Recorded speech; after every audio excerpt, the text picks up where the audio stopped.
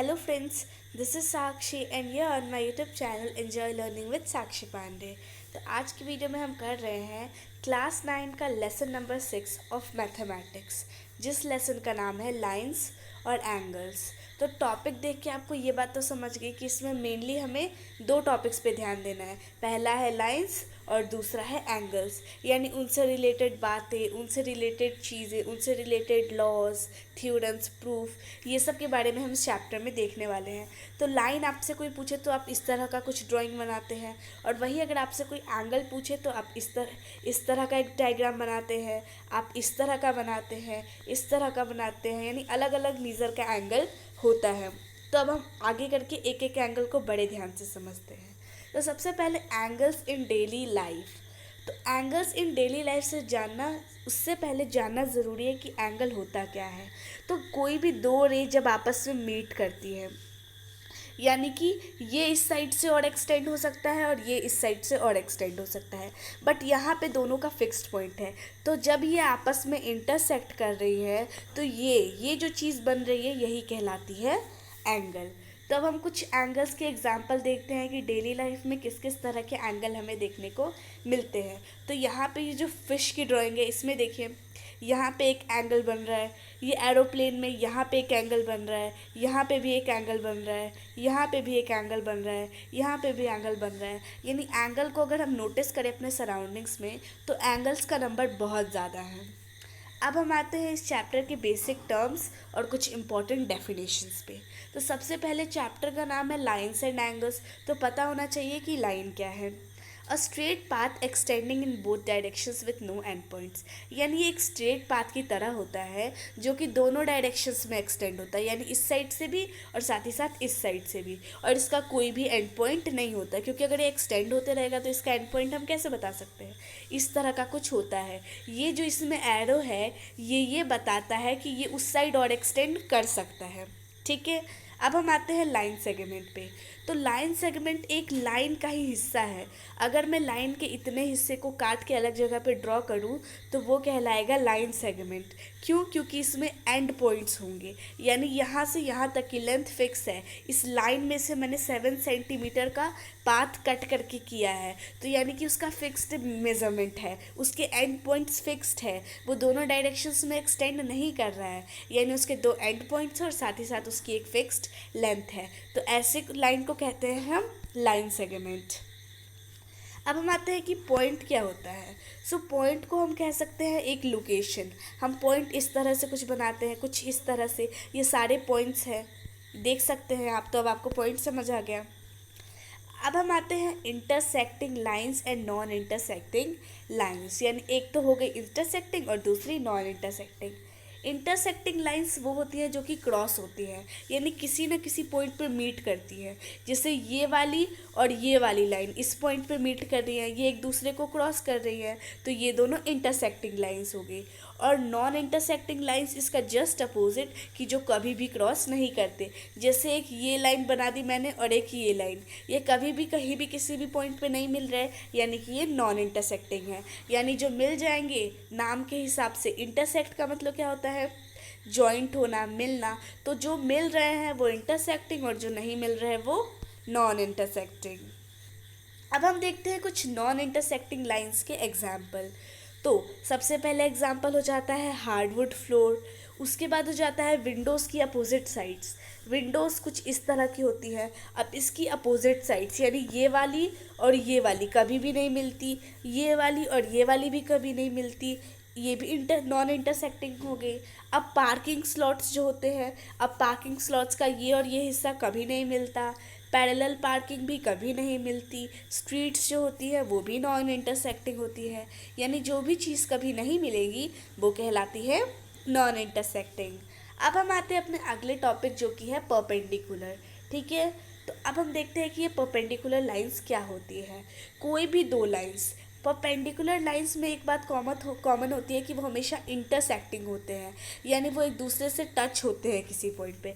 जैसे ये लाइंस, ये लाइंस कहलाएंगी परपेंडिकुलर। क्यों? क्योंकि ये एक पॉइंट पे मीट कर रही है। बट किसी भी इंटरसेक्टिंग लाइन को परपेंडिकुलर होने के लिए एक और कंडीशन है जिसकी ज़रूरत पड़ती है, वो ये है कि जब वो मीट करते हैं, यानी ये और ये यहाँ पे मीट कर रहे हैं, तो हमेशा एंगल 90 डिग्री का ही बनेगा, तभी वो परपेंडिकुलर कहलाएंगे। अब देखते हैं एक और एग्जाम्पल से। क्या ये है परपेंडिकुलर लाइन का एग्जाम्पल? हाँ, क्योंकि यहाँ 90 डिग्री बन रहा है। एक और देखते हैं, क्या ये है? हाँ, यहाँ पे भी 90 डिग्री बन रहा है। बट क्या ये है एक इंटरसेक्टिंग? नहीं, क्योंकि यहाँ पे 90 डिग्री नहीं बन रहा है। यानी लाइंस इंटरसेक्ट तो हूँ, पर साथ ही साथ 90 डिग्री का एंगल भी बनाए, यानी राइट एंगल बनाए, तभी हम उन्हें परपेंडिकुलर कहते हैं। अब कुछ परपेंडिकुलर लाइंस के एग्जाम्पल देखते हैं। अब विंडो पेन्स देखिए, विंडो 4 पार्ट्स में डिवाइडेड होती है, पार्ट 1, पार्ट 2, पार्ट 3 और पार्ट 4। तो ये और ये लाइन जो है वो आपस में परपेंडिकुलर कहलाएंगी, क्योंकि ये आपस में इंटरसेक्ट कर रहे हैं और साथ ही साथ 90 डिग्री का राइट एंगल भी बना रहे हैं। अब शहर की गलियाँ वो भी 90 डिग्री की होती है, जैसे ये कोई सिटी का मैप है, ठीक है। तो अब ये एक स्ट्रीट है और ये एक स्ट्रीट है, दोनों आपस में इस पॉइंट पे इंटरसेक्ट कर रही है और बीच में एंगल बना रही है 90 डिग्री का। अब आते हैं कि एंगल क्या होता है। वैसे तो ये चीज़ पहले होनी चाहिए, पर कोई बात नहीं, हम बाद में देखते हैं। अ शेप फॉर्म बाय 2 लाइन्स और रेज, यानी एक शेप जो कि 2 रेस के मिलने से बना हो, जिनके पास एक कॉमन पॉइंट हो। जैसे कि ये एक रे और ये एक रे, इनका कॉमन पॉइंट है, ये है मान लो रे ए और ये है बी, इनका कॉमन पॉइंट है ये, तो इसको मैंने नेम कर दिया ओ। यानी इस रे ए और इस रे बी का एक कॉमन पॉइंट है, तो यानी कि ये एंगल बनाती है। अब एंगल बहुत सारे तरह के होते हैं, acute angle, right angle, straight angle. एक एक एंगल को अच्छे से देखते हैं। तो सबसे पहला आता है एक्यूट एंगल। तो एक्यूट एंगल वो होता है जो 0 डिग्री से ज़्यादा हो और साथ ही साथ 90 डिग्री से कम हो, ठीक है। जैसे कि यहाँ पे ये एंगल देख सकते हैं, ये 90 डिग्री से कम है पर 0 डिग्री से ज़्यादा है, इसका मतलब ये एक्यूट है। अब यहाँ पे भी ये एंगल, ये भी 0 डिग्री से ज़्यादा है बट 90 डिग्री से कम है, यानी कि ये भी एक्यूट एंगल है। अब हम आते हैं राइट एंगल। तो राइट एंगल का एक एब्सोल्यूट मीज़र होता है जो कि है 90 डिग्री, यानी जो भी एंगल्स 90 डिग्री के होंगे वो सारे राइट एंगल्स होंगे। जैसे यहाँ पे जो एंगल है ये भी 90 डिग्री का है, मतलब राइट एंगल। अब ये वाला जो एंगल है ये भी 90 डिग्री का है, तो ये भी राइट एंगल। फिर ये वाला जो है ये भी राइट एंगल, क्योंकि 90 डिग्री का है। ये भी 90 डिग्री का है, इसका मतलब ये भी राइट एंगल है। अब हम आते हैं ऑब्ट्यूस एंगल। तो ऑब्ट्यूस एंगल वो होते हैं जो 90 डिग्री से ज़्यादा होते हैं बट 180 डिग्री से कम होते हैं। जैसे कि यहाँ ये 90 डिग्री से तो ज़्यादा है पर 180 से कम है। आगे देखते हैं, ये भी ऐसे ही है, 90 डिग्री से ज़्यादा है बट 180 से कम है। यहाँ पे भी वही चीज़ है। यहाँ पे ये जो वॉयलन है इसका भी कुछ ऐसा ही है। अब हम आते हैं स्ट्रेट एंगल पे कि स्ट्रेट एंगल क्या होता है। तो स्ट्रेट एंगल का भी एब्सोल्यूट मीज़र होता है जो कि है 180 डिग्री, यानी जो भी एंगल 180 डिग्री का होता है वो स्ट्रेट एंगल होता है। जैसे कि ये एंगल देख सकते हैं, ये पूरा 180 डिग्री है, इसीलिए इस एंगल को हम क्या कहेंगे? Straight angle. अब हम स्ट्रेट एंगल के कुछ एग्जांपल्स देखते हैं। यहाँ पे जो है ये भी स्ट्रेट एंगल है, रूलर में भी स्ट्रेट एंगल है, रेनबो में भी स्ट्रेट एंगल है, यानी इस तरह से बहुत सारे स्ट्रेट एंगल होते हैं। अब हम बढ़ते हैं रिफ्लेक्स एंगल की तरफ। तो रिफ्लेक्स एंगल वो होता है जो 180 डिग्री से ज़्यादा हो बट 360 डिग्री से कम हो। जैसे कि यहाँ पे है 266 डिग्री, 230 डिग्री, 237 डिग्री, 197 डिग्री, यानी ये सब रिफ्लेक्स एंगल है। क्यों? क्योंकि ये 180 से तो ज़्यादा है बट 360 से कम है। अब आता है एडजेसेंट एंगल्स कि एडजेसेंट एंगल्स क्या होते हैं। अभी पीछे जो हमने पढ़े वो सब एंगल्स के टाइप थे, पर अब हम देखेंगे कि एडजेसेंट एंगल्स क्या होते हैं। तो इन्हें हम सिंपली डिफाइन कर सकते हैं कि दो एंगल जिनके पास एक कॉमन पॉइंट हो और साथ ही साथ एक कॉमन लाइन भी हो, ठीक है। जैसे कि यहाँ पे ये जो एंगल ए बी सी है और ये एंगल सी बी डी है, तो इन दोनों के पास एक कॉमन पॉइंट है बी और साथ ही साथ एक कॉमन रे भी है, वो है सी। यानी दो चीज़ें ज़रूरी है, एक तो इनके पास कोई एक कॉमन आर्म होना चाहिए और दूसरा इनके पास कॉमन वर्टेक्स होना चाहिए। तो दो चीज़ें अगर हमारे पास है तो यानी कि वो एंगल्स एडजेसेंट है। एक है कॉमन वर्टेक्स और दूसरा कॉमन आर्म। अब हम देखते हैं लीनियर पेयर ऑफ एंगल्स। तो इसके बारे में हमने क्लास 7th में पढ़ा कि दो एंगल्स का पेयर अगर उनका सम 180 डिग्री है, वो एक स्ट्रेट लाइन फॉर्म करते हैं, तब हम उन्हें कहते हैं लीनियर पेयर। जैसे कि यहाँ पे ये एंगल ए और एंगल बी मिलके एक स्ट्रेट एंगल बना रहे हैं, यानी स्ट्रेट लाइन बना रहे हैं। तो इसी वजह से ए प्लस बी इक्वल्स टू 180 हो जाएगा और ये दोनों कहलाएंगे लीनियर पेयर। तो जो भी एंगल्स का पेयर 180 डिग्री बनाता है वो लीनियर पेयर कहलाता है। अब आता है वर्टिकली अपोजिट एंगल्स। जब भी दो लाइंस इंटरसेक्ट करती है, यहाँ पे भी कर रही है, ये है M और ये है N, तो ये M और N इंटरसेक्ट कर रहे हैं, तो इनमें जो अपोजिट एंगल्स हैं, जैसे कि एंगल A का अपोजिट एंगल B और ये एंगल C का अपोजिट एंगल D, तो इसकी एक प्रॉपर्टी है कि opposite angles, vertically opposite angles हमेशा इक्वल होते हैं, यानी angle A equals to angle B और angle C equals to angle D. अब हम देखते हैं पैरेलल लाइंस और ट्रांसवर्सल। तो सबसे पहले जानना ज़रूरी है कि पैरेलल लाइंस क्या होती हैं। तो पैरेलल लाइंस वो होती हैं जो आपस में चलती तो है पर कभी मिलती नहीं है। जैसे कि ट्रेन की पटरियाँ हमेशा साथ में चलती है पर कभी भी मिलती नहीं है, तो वो भी पैरेलल लाइंस हो जाएंगी। जैसे कि ये दोनों लाइन, ये इस साइड बढ़ेगा, इस साइड बढ़ेगा, अगर हम दोनों को किसी भी साइड बढ़ा लें पर फिर भी ये नहीं मिलते हैं, तो फिर हम कहेंगे कि ये दोनों लाइंस पैरेलल हैं। ठीक है, अब पैरेलल लाइन समझ गया है, तो अब हम ट्रांसवर्सल को समझते हैं। यहाँ पे ये लाइन L और M क्या है, पैरेलल है, यानी कभी भी नहीं मिलेंगी।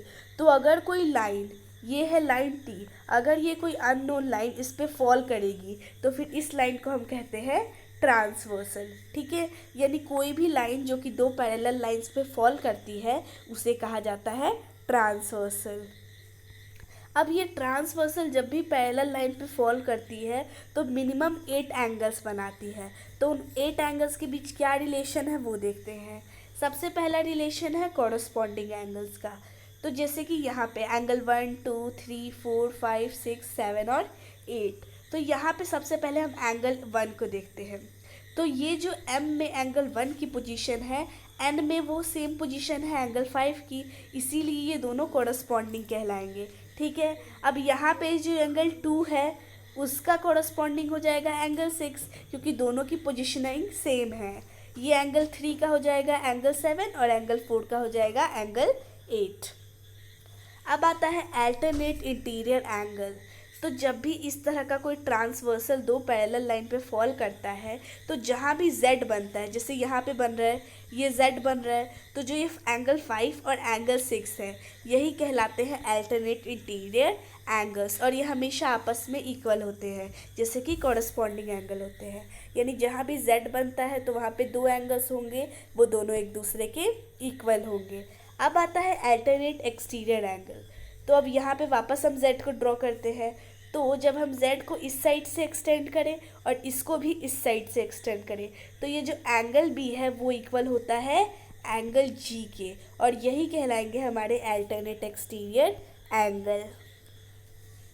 अब हम देखते हैं interior angles on the same side of the transversal, यानी ट्रांसवर्सल के सेम साइड वाले एंगल्स। जैसे कि ये ट्रांसवर्सल है तो ये एंगल C और एंगल E आ जाएंगे इस कैटेगरी में, क्योंकि ये सेम साइड पे है और साथ ही साथ इंटीरियर भी है। तो ये प्रॉपर्टी इनकी होती है कि C plus D equals to 180 degree, अगर ये पैरेलल लाइन्स है तो। ठीक है, तो अगर ये पैरेलल लाइन्स है तो interior angles on the same side का सम होगा 180। अब हम आते हैं angle sum property of a triangle. तो ये एंगल सम प्रॉपर्टी जो है वो ये कहती है कि ट्रायंगल के सारे जो इंटीरियर एंगल्स हैं उनके मीज़र का सम हमेशा होता है 180 डिग्री, यानी कभी भी 180 डिग्री से अगर ज़्यादा होगा तो उस तरह का ट्रायंगल नहीं बना सकते हैं हम। ठीक है, यानी हमेशा भले ही कोई ज़्यादा हो कोई कम हो, बट उनका जो टोटल सम होगा, यानी टोटल जो सम प्रॉपर्टी होगी वो होगी 180 डिग्री की। अब हम आते हैं एक्सटीरियर एंगल प्रॉपर्टी। तो ये ट्रायंगल की एक और प्रॉपर्टी है। तो इस तरह से एक ट्रायंगल है, ये वाला एंगल जो है ये है एक्सटीरियर एंगल, हमें पता है। तो एक्सटीरियर एंगल की एक प्रॉपर्टी होती है कि वो अपोजिट इंटीरियर एंगल्स का सम होता है। यानी ये वाला एंगल है तो इसके अपोजिट इंटीरियर एंगल्स हो जाएंगे ये और ये, यानी इन दोनों का ही सम है ये वाला एंगल, ठीक है। तो ये एक्सटीरियर एंगल प्रॉपर्टी होती है कि one exterior angle of a triangle equals to two interior opposite angles, ठीक है। अब यहाँ पे कुछ क्वेश्चंस है जिन्हें आप अपनी नोटबुक में सॉल्व कर सकते हैं। सो यहाँ पे आज की वीडियो ख़त्म होती है। Wish you like the video. Thanks for watching the video.